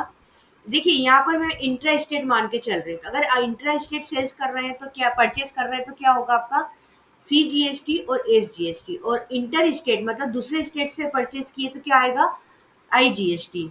तो ये तीनों अकाउंट बनाने का तरीका बिल्कुल सेम है, तो हम यहाँ पर सी जीएसटी एस जीएसटी लेके चलते हैं। सी जीएसटी का बनाते हैं, किसके अंडर में रहेगा, तो ये रहता है हमारा ड्यूटी एंड टैक्सेस में रहेगा। टाइप ऑफ ड्यूटी में हम जीएसटी लेंगे, टेक्स्ट टाइप क्या है इसका, सी जीएसटी, वो सिलेक्ट कर लिया। यहाँ पर इसके अलावा आपको कुछ भी नहीं करना है, ठीक है, कंट्रोल ए किया। जीएसटी रेट यहाँ पर नहीं देंगे क्योंकि ऑलरेडी हम कहाँ दे चुके हैं, आइटम पर दे चुके हैं। अब हम इसके साथ एक अकाउंट और बनाना है, क्योंकि सी जीएसटी अकेला नहीं रहता है, सी जीएसटी के साथ क्या चलेगा, एस जीएसटी, तो अल्ट सी करेंगे। अब बनाएंगे हम एस जीएसटी का लेजर, ड्यूटी टैक्सेस में जीएसटी ले लिया यहाँ पर, और यहाँ पर आ गया एस जीएसटी। चलिए उसके बाद कुछ नहीं, कंट्रोल ए कर दिया। एस जीएसटी देखिए ये ऑटो कैलकुलेट होना चाहिए, अगर ये नहीं कर पा रहे हैं तो इसका मतलब आपने कहीं ना कहीं गड़बड़ी की है। चलिए फिर इंटर किया, फिर इंटर किया। अब यहाँ पर आपको न्यू रेफरेंस सिलेक्ट करना है,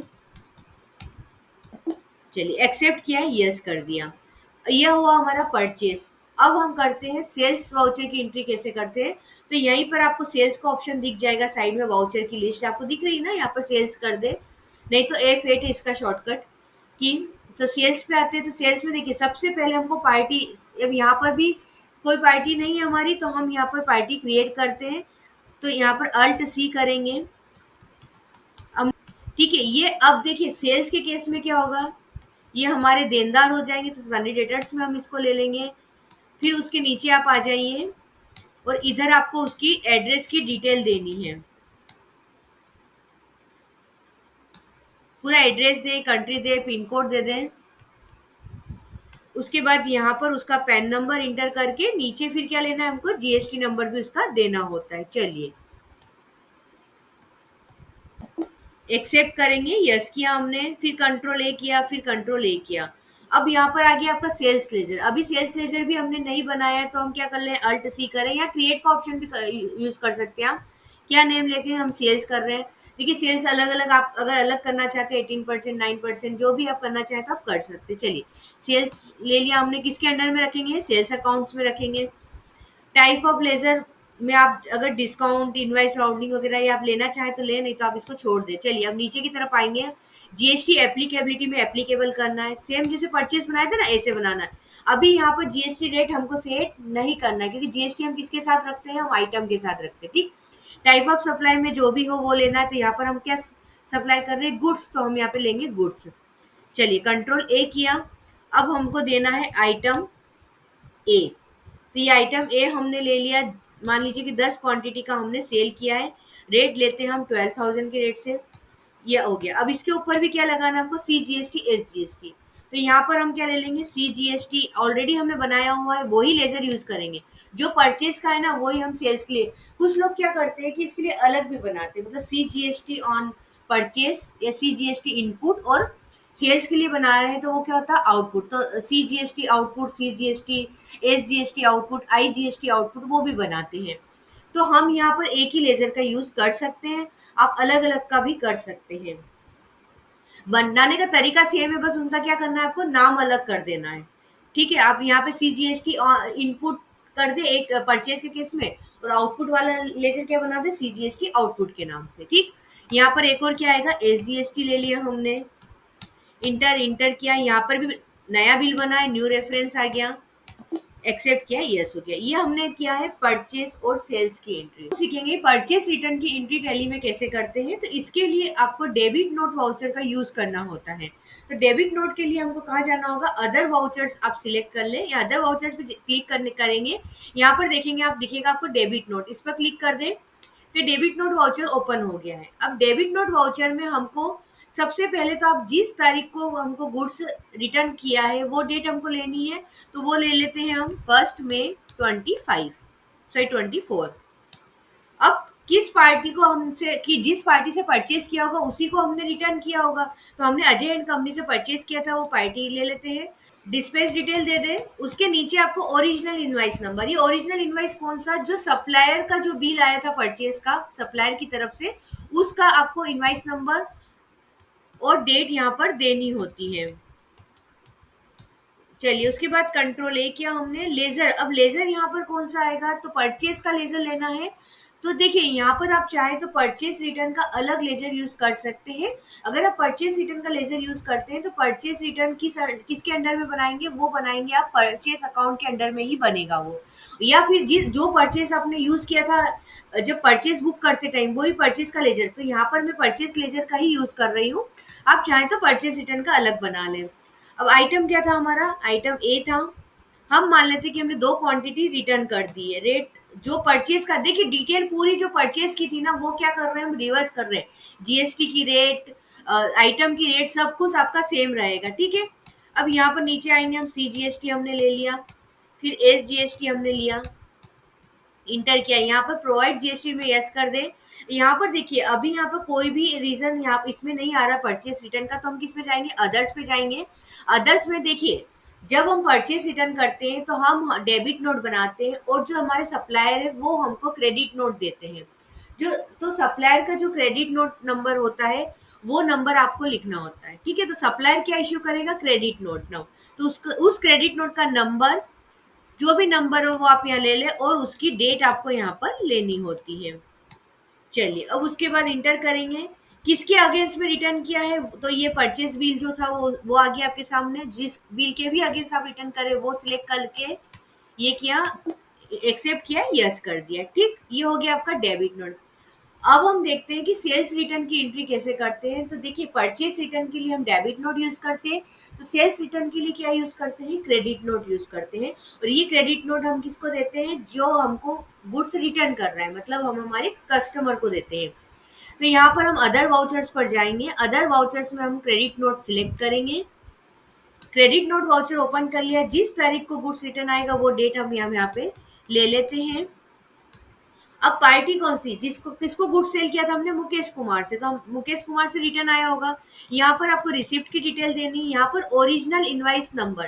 देखिए ओरिजिनल इनवाइस नंबर तो हम ही ने बनाया ना, जो सेल्स इनवाइस है वही आपका ओरिजिनल है, तो वो उसकी नंबर यहाँ पर देना। तो उसका नंबर था 1, और किस डेट का था, 1 अप्रैल का। हो गया लेजर, लेजर कौन सा था, सेल्स। अब यहाँ पर देखिए जो सेल्स लेजर हमने सेल्स बुक करते समय लिया था वही लेजर लिया है। अगर आप चाहें तो सेल्स रिटर्न का ले सकते हैं। सेल्स रिटर्न का लेजर आप नया बनाएंगे तो उसको किसके अंडर में रखेंगे, सेल्स अकाउंट के अंडर में ही उसको रखना होता है। नेम ऑफ आइटम में हम लेंगे आइटम ए। मान लेते हैं कि इसने 1 क्वांटिटी रिटर्न की है, 12,000 से बेचा था, वही रेट यहाँ पर भी लेना है सेम। सेल्स में जो रेट थी वही किस में आएगी, रिटर्न में भी। उसके ऊपर क्या लगाया था हमने, सीजीएसटी एंड एसजीएसटी, ये हो गया। इंटर किया, प्रोवाइड जीएसटी डिटेल, तो यस कर दे। अब यहाँ पर देखिए आपको सेल्स रिटर्न का ऑप्शन ऊपर आ रहा है, तो सेल्स रिटर्न सिलेक्ट कर ले। फिर बायर का जो डेबिट नोट नंबर है वो हम मान लेते 3 है, और डेट ले लेते हैं यहाँ पर। चलिए, तो यहाँ पर आपको फिर अब किसके अगेंस्ट हुआ है, तो वो सेल्स इनवाइस हम यहाँ पे सिलेक्ट कर लेते हैं। अगेंस्ट रेफरेंस दे दिया, एक्सेप्ट किया, यस हो गया। अब हम देखते हैं कि यदि रिसिप्ट और पेमेंट की एंट्री कैसे करना होती है। देखिए ये रिसिप्ट वाउचर दिख रहा है आपको, F6। रिसिप्ट वाउचर पर क्लिक करते हैं। रिसिप्ट, अब हमने किसको माल बेचा था, अशोक कुमार को, तो अशोक कुमार से भी जब पैसा आया होगा तो उसका उसकी एंट्री कैसे करेंगे वो देख। पहले तो हम डेट ले लें, जैसे मान लेते हैं 1 मई को पेमेंट आया। अकाउंट कौन सा है, तो अगर बैंक में आया तो हम बैंक लेंगे। देखिए यहाँ पे बैंक अकाउंट नहीं है, तो हमको बैंक अकाउंट भी बनाना होगा। तो हम क्या करेंगे, अल्ट सी कर लेते हैं। हम बना लेते हैं, जैसे जो भी बैंक है आपकी वो अकाउंट बना लेते हैं। एसबीआई का बनाया हमने, ये किसके अंडर रहेगा, बैंक अकाउंट्स के अंडर रहेगा। ये बैंक अकाउंट ले लिया। उसके बाद हम यहाँ पे कंट्रोल ए कर देंगे। अब जिस पार्टी से रिसिप्ट आई है वो सिलेक्ट करना है। तो किससे आया हमको, जिसको हमने गुड्स बेचा होगा, मुकेश कुमार से रिसिप्ट आई, तो मुकेश कुमार से रिसिप्ट ली हमने। अब देखिए यहाँ पे मुकेश कुमार का अभी क्रेडिट बैलेंस कितना आ रहा है, 1,27,440। उसमें से हम मान लेते हैं कि उसका 1 लाख आपके पास आ गया है। ठीक, तो अब देखिए उसका बैलेंस, अब अगेंस्ट रेफरेंस नंबर किसके अगेंस्ट आया है, तो बिल के रेफरेंस में जो फर्स्ट बिल था उसके अगेंस्ट आया, तो वो बिल आप यहाँ सिलेक्ट कर लें। अब आप यहाँ देखेंगे तो यहाँ पर आप, अब उसका मुकेश कुमार का करंट बैलेंस कितना रह गया, 27,440 यहाँ पर उसके अकाउंट में रह जाएगा। एक्सेप्ट करेंगे इसको। यहाँ पर उसकी बैंक डिटेल आप यहाँ पे दे दें। उसके बाद एक्सेप्ट किया, यस कर दिया हमने। ठीक, ये रिसिप्ट की एंट्री करना। कैश होता तो क्या ले लेते हम, वहां पर कैश ले लेते बैंक की जगह।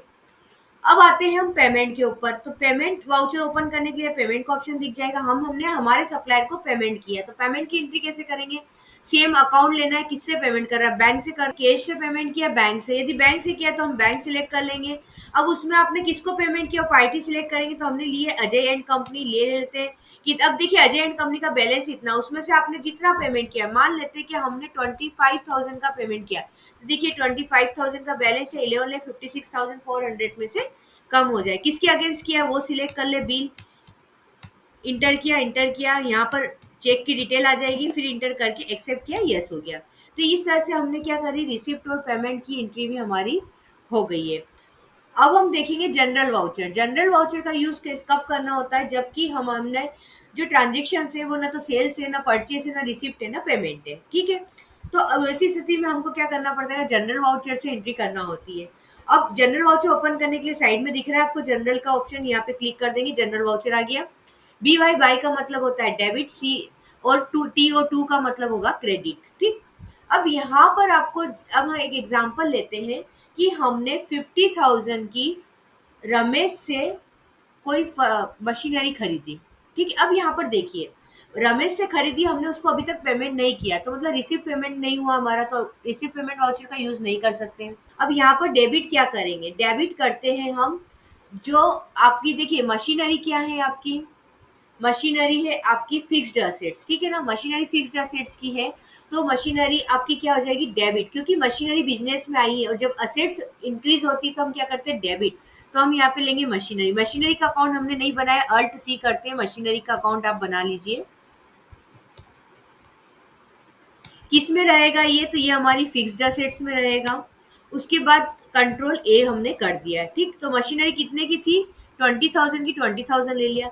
टी ओ करेंगे, जैसे टी ओ टू कर दे आप, तो ये हो जाएगा आपका क्रेडिट। क्रेडिट क्या होगा, क्रेडिट होगा हमने रमेश से परचेस किए, तो रमेश को अब हमको पेमेंट करना है, अभी हमने किया नहीं, तो हम रमेश का अकाउंट भी क्रिएट करना होगा। तो हम क्या करेंगे, अल्ट सी, हम यहाँ पे करते हैं, रमेश का अकाउंट क्रिएट कर लेते हैं। रमेश क्या है, हमारा क्रेडिटर है। रमेश क्या है, हमारा क्रेडिटर है, क्योंकि इसको हमको पेमेंट करना है, तो ये किस ग्रुप में चला जाएगा, क्रेडिटर ग्रुप में जाएगा। कंट्रोल ए किया। ठीक, ये इस तरह से, और ये न्यू रेफरेंस है, नई एंट्री हुई तो न्यू रेफरेंस करेंगे हम। एक्सेप्ट किया, यस किया। तो इस तरह से आप जनरल वाउचर का यूज कर सकते हैं। कोई एक्सपेंसेस बुक करना है तो आप जनरल वाउचर का यूज कर सकते हैं। कोई एडजस्टमेंट करना है तो आप जनरल वाउचर का यूज कर सकते हैं। ये हमने देख लिया। टीडीएस की एंट्री टैली में कैसे करना है वो अब हम समझ लेते हैं। देखिए इसके लिए सबसे पहले आपको कंपनी ऑप्शन पर आना है। यहाँ पर आपको फीचर्स दिखेगा, फीचर्स पर क्लिक कर दें। कंपनी सिलेक्ट करने के बाद यहाँ टैक्सेशन में आपको टीडीएस का ऑप्शन दिख जाएगा, इनेबल टैक्स डिडक्टेड एड्स और टीडीएस, तो इसको इनेबल करना है तो यस कर देते हैं हम। उसके बाद यहाँ पर 10 रजिस्ट्रेशन नंबर अपनी कंपनी का, 10 रजिस्ट्रेशन नंबर, डिडक्टर टाइप, आपको अपनी कंपनी का स्टेटस कंपनी है इंडिविजुअल सिलेक्ट कर ले। यदि कोई ब्रांच डिवीजन है तो उसका नाम दे दें। Set alter details of person responsible में यस करके, जो भी व्यक्ति इन सब चीज़ों के लिए आपकी कंपनी में रिस्पॉन्सिबल है उस व्यक्ति की डिटेल यहाँ पर आपको देनी होती है। वो कोई आपका डायरेक्टर हो सकता है, पार्टनर हो सकता है, प्रोपराइटर कोई भी हो सकता है, मैनेजर। ठीक है, कंट्रोल ए कर दें, फिर कंट्रोल ए कर दें, फिर कंट्रोल ए किया हमने, फिर एस्केप से बाहर आ जाते हैं। अब देखिए टीडीएस का मतलब ये होता है टैक्स डिडक्टेड एट सोर्स। तो यहाँ पे क्या है, गवर्नमेंट ने रिस्पॉन्सिबिलिटी दे दी कि पेमेंट जब करता है ना उस व्यक्ति के ऊपर ये रिस्पॉन्सिबिलिटी दी है कि आपको पेमेंट करते वक्त ही टीडीएस करना है।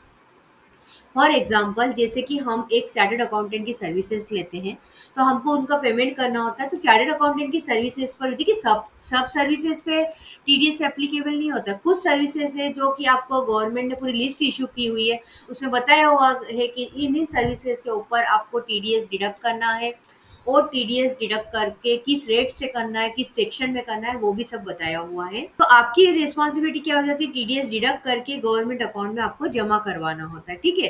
तो अब यहाँ पर इसकी एंट्री कैसे करनी होगी वो देखते हैं। तो इसके लिए हम आते हैं वाउचर्स में। वाउचर्स में हम करेंगे हमने चार्टर्ड अकाउंटेंट का एग्जाम्पल लिया है, तो हम लेते हैं जनरल वाउचर में करेंगे, ठीक है। जनरल वाउचर में सबसे पहले हमको क्या करना है, डेबिट करेंगे। डेबिट क्या होता है, देखिए सीए की सर्विस ली तो उसकी जर्नल एंट्री क्या बनेगी, हमने मान लेते हैं कि देखिए ऑडिट फी करवाई, ऑडिट ऑडिट का पेमेंट हमको करना है, हमने ऑडिट करवाया, तो आपका कौन सा ऑडिट जो है वो क्या आपका एक्सपेंसेस हो गया, तो ऑडिट फी अकाउंट जो है वो आपका एक्सपेंसेस अकाउंट हो जाएगा। तो ऑडिट फी अकाउंट डेबिट, क्योंकि एक्सपेंसेस का अकाउंट क्या होता है, डेबिट होता है। क्रेडिट में हो जाएगी आपकी चार्टर्ड अकाउंटेंट का अकाउंट, क्रेडिट हो जाएगा, ठीक है ना। तो डेबिट यहाँ क्या करना है हमको, एक्सपेंसेस का अकाउंट डेबिट करना है, तो एक्सपेंसेस का अकाउंट हम डेबिट कर, अच्छा यहाँ पर मैं मान के चल रही हूँ कि 50,000 का तो इनवाइस है, और उसके ऊपर फिर सीजीएसटी और एसजीएसटी मतलब जीएसटी भी लगा है। तो जीएसटी क्योंकि देखिए इससे क्या आपका यदि जीएसटी विद एक्सपेंसेस हो तो उसकी एंट्री कैसे करना है वो भी आप इसमें सीख जाएंगे, ठीक है। यहाँ पर आप टीडीएस और जीएसटी विद एक्सपेंसेस दोनों की एंट्री आप सीख रहे हैं। तो अब यहाँ पर इसमें देखिए 50,000 के ऊपर आपका 4,500 सीजीएसटी एसजीएसटी लगा हुआ है। तो सबसे पहले हम हमारे एक्सपेंसेस का अकाउंट हम क्रिएट करते हैं, अल्ट सी कर देते हैं। एक्सपेंसेस क्या है हमारे, ऑडिट फी ले लिया हमने कि ये हमारा कौन से एक्सपेंस है, देखिए अकाउंट आपका ऑलरेडी बना हुआ है यहाँ पर, शायद ये मैंने पहले बना लिया है, तो देख लेते हैं। तो हम ऑडिट फी अकाउंट पे आ जाए, इसमें हम इंटर करके देख लेते हैं कैसे बनाए। देखिए ऑडिट फी अकाउंट नाम आ गया, ये हमारा इनडायरेक्ट एक्सपेंसेस है, तो कौन सा ग्रुप आएगा, इनडायरेक्ट एक्सपेंसेस। इसमें आप नीचे की तरफ आएंगे तो आपको जीएसटी एप्लीकेबल, जैसा मैंने बताया कि ऑडिट फी में आप क्या कर रहे हैं, सीए जो है वो हमको जीएसटी भी लगा के दे रहा है, तो जीएसटी एप्लीकेबल है, नहीं होता तो हम यहाँ पर एप्लीकेबल नहीं करते, लेकिन एप्लीकेबल है तो यहाँ पर हम एप्लीकेबल करेंगे। एप्लीकेबल करके हमको जीएस, जैसे कि हमने गुड्स पे आइटम के साथ जीएसटी रेट सेट की थी ना, वैसे ही एक्सपेंसेस है। ऑडिट फी के साथ किसी भी एक्सपेंसेस के साथ अगर जीएसटी रेट सेट करनी है तो हम एक्सपेंसेस के अकाउंट में करेंगे। तो यहाँ पर आपको जीएसटी की रेट देना होती है, तो यहाँ पे करेंगे स्पेसिफाइड डिटेल्स ईयर। यहाँ पर उसका देखिए सर्विसेज के केस में एसएससी कोड होता है, तो यहाँ पर उसका जैसे एचएसएन गुड्स में और सर्विसेज में एसएससी कोड होता है, तो एसएससी कोड इंटर कर लें, उसका डिस्क्रिप्शन आप दे सकते हैं। फिर यहाँ पर जीएसटी रेट में भी स्पेसिफाइड डिटेल्स हियर करके टैक्सेबिलिटी क्या लेंगे, तो टैक्सेबल है तो टैक्सेबल ले लेंगे। जीएसटी रेट रहेगी आपकी 18%। अब फिर उसके बाद eligible for input tax credit, तो यहाँ पर आपको यस करना है। टाइप ऑफ सप्लाई क्या है, हमारा सर्विसेज है, उसके नीचे भी आपको यस करना है। फिर आते हैं टीडीएस एप्लीकेबल, तो यस एप्लीकेबल है। अब यहाँ पर देखिए नेचर ऑफ पेमेंट पूछ रहा है, यहाँ पर नेचर ऑफ पेमेंट भी मैंने बनाया हुआ है, नहीं बनाया हो नेचर ऑफ पेमेंट मतलब कौन सा पेमेंट कर रहे हैं आप, या ऑडिट फी है वो कौन से सेक्शन में आता है वो डिटेल आपको देनी होती है।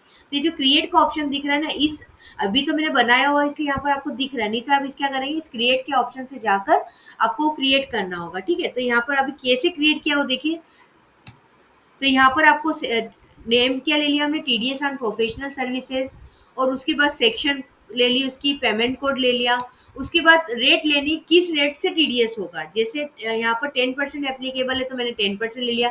थ्रेशोल्ड लिमिट लेनी है आपको, तो जैसे 30,000 तक इसमें थ्रेशोल्ड लिमिट चलती है कि 30,000 तक आप पेमेंट करेंगे तो उसमें कोई टीडीएस नहीं होगा, ठीक। एक्सेप्ट किया, यस किया। तो फिर यहाँ पर हमने कंट्रोल ए किया, तो इस तरह से आपको क्या करना है, आपने नेचर ऑफ पेमेंट भी सिलेक्ट कर लिया, ठीक। कंट्रोल ए कर दिया। ये ऑडिट फी कितनी है हमारी 50,000। अब उसके ऊपर क्या लगाया हमने, उसके ऊपर सीजीएसटी एसजीएसटी, तो अभी भी यहाँ पे बाय होगा, अभी डेबिट ही होगा, तो बी वाई बाय कर ले। यहाँ पे सीजीएसटी का अकाउंट ले लेते हैं, कितना लगाना है 4,000। देखिए जनरल वाउचर के थ्रू करेंगे ना तो आपका जीएसटी ऑटो कैलकुलेट नहीं होगा, ठीक है, आपको यहाँ पर खुद ही डालना पड़ेगी अमाउंट। फिर डेबिट करेंगे एसजीएसटी अकाउंट 4,500, ठीक। उसके बाद अब आते हैं क्रेडिट। अब क्रेडिट क्या करना है हमको, क्रेडिट करना है हमारी पार्टी का अकाउंट, किसको पेमेंट करना है हमको, तो पेमेंट करना है तो वो क्या है, सीए को पेमेंट करना है तो वो हमारी लाइबिलिटी है। तो लाइबिलिटी क्या होती है, क्रेडिट, तो क्रेडिट में आ जाते हैं। क्रेडिट में आप आएंगे तो क्रेडिट आपको क्या करना है, उसका अकाउंट क्रिएट करना है। सबसे पहले तो हम अकाउंट क्रिएट करते हैं अल्ट सी, मान लेते हैं कि उसका नाम है अजय सीए, ठीक है। अब इनको पेमेंट करना है तो क्या हो जाएंगे, वो क्रेडिटर्स हो जाएंगे, क्रेडिटर ग्रुप में आपके, सन्ड्री क्रेडिटर्स ग्रुप में आपके आ जाएंगे। उसके नीचे आप आएंगे तो देखिए टीडीएस डिडक्टेबल, तो आपको यहाँ पर यस करना है।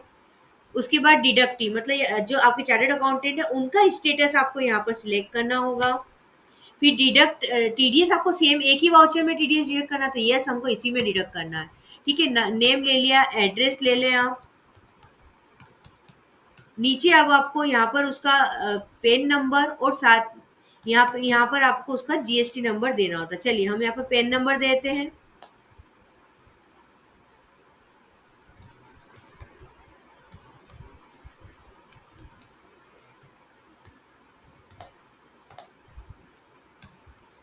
फिर यहाँ पर आपको रजिस्ट्रेशन टाइप में जो भी है उसका कंपोजिशन रेगुलर वो सिलेक्ट कर ले। रेगुलर किया हमने, उसका अजय एंड कंपनी का जो है, अजय जो चार्टर्ड अकाउंटेंट है उनका जीएसटी नंबर यहाँ पर आपको देना होगा। तो चलिए उसका जीएसटी नंबर भी देते हैं।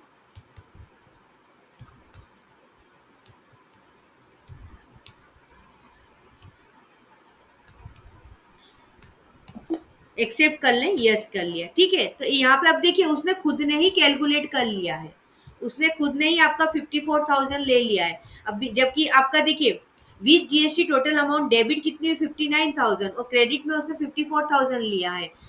अब यहाँ पर उसने ऑटो कैलकुलेट कर लिया। अब नेक्स्ट क्या एंट्री करनी, ये क्या है हमारा न्यू रेफरेंस है, तो ये हमारे न्यू रेफरेंस ले लिया। फिर एक 5,000 अभी आपका बचा हुआ है, वो भी क्या है हमारा न्यू रेफरेंस ही रहेगा, ठीक। अब यहाँ पर आपको फिर क्रेडिट क्या करना है, टीडीएस पेबल अकाउंट क्रेडिट करना है, क्योंकि टीडीएस का पेमेंट हमको करना है, ठीक है। अल्ट सी करेंगे, लेजर बनाएंगे टीडीएस पेबल अकाउंट।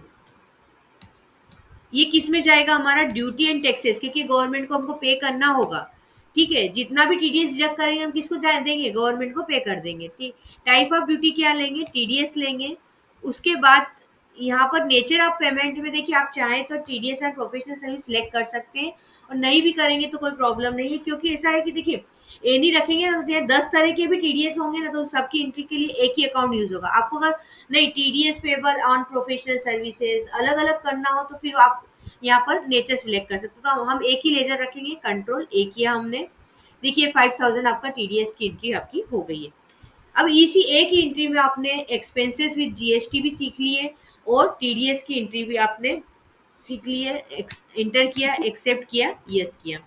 अब हमने जितने भी ट्रांजेक्शन किया इनका क्या इफेक्ट रहा है वो हमको देखना है। तो हम गेटवे ऑफ टेली में आते हैं, बैलेंस शीट में आते हैं। देखिए बैलेंस शीट में आप देखेंगे तो यहाँ करंट लाइबिलिटी में आपको दिख रहा है ड्यूटी एंड टैक्सेस में क्या क्या आ गया, देखो सीजीएसटी एसजीएसटी का बैलेंस आ गया। आप इस अकाउंट में जाइए, डेबिट और क्रेडिट दोनों हो रहा है, ठीक है। देखिए परचेज पे है वो डेबिट हो गए, सेल्स पे है वो क्रेडिट हो गए हैं, क्योंकि यहाँ पर मैंने एक ही बनाया था। आप चाहे तो अलग अलग भी, इनपुट के लिए अलग, आउटपुट के लिए अलग बना सकते। टीडीएस पेबल हमारे क्रेडिट अमाउंट हो गई है, क्योंकि ये क्या करना है, 5,000 का आपको पेमेंट करना होगा, ठीक। उसके बाद आप आएंगे क्रेडिटर्स, जो जो जिसके भी आपको पेमेंट बाकी है वो सब यहाँ पे लिस्ट आप देख सकते हैं। उसके बाद आप करंट असेट, फिक्स्ड असेट जो मशीनरी ली थी 20,000 की वो यहाँ पर आ गई है। फिर करंट असेट्स में आप आएंगे तो क्लोजिंग स्टॉक आ गया आपका, डेटर्स आ गए आपके, बैंक अकाउंट्स आ गया आपका, ठीक है।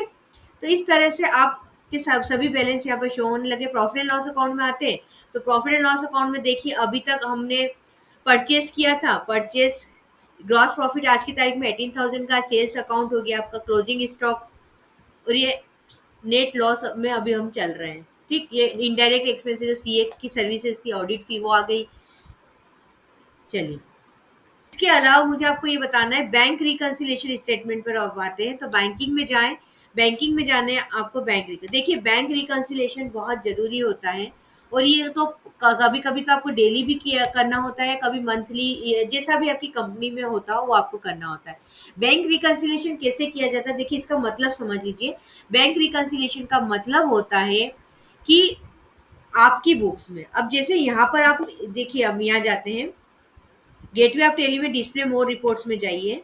यहाँ पर अकाउंट्स बुक में जाते हैं, लेजर्स में जाते हैं, या फिर आप यहाँ कैश और बैंक बुक में चले जाएँ, तो यहाँ पर आप जाएँगे ना एसबीआई में, तो ये जो एसबीआई में अभी हमारा कितना बैलेंस दिख रहा है, 75,000 का डेबिट बैलेंस दिख रहा है। तो ये क्या है, हमारी बुक्स ऑफ अकाउंट्स में बैलेंस है, ठीक है। एक बैलेंस होगा आपका जो बैंक में एसबीआई के पास जो आपका अकाउंट होगा उसका बैलेंस होगा। तो आपको इन दोनों बैलेंस को मैच करना होता है। देखिए क्या होता है कि अब आपकी बुक्स ऑफ अकाउंट में तो आपने चेक इश्यू किया, उसी समय आप एंट्री कर लेंगे।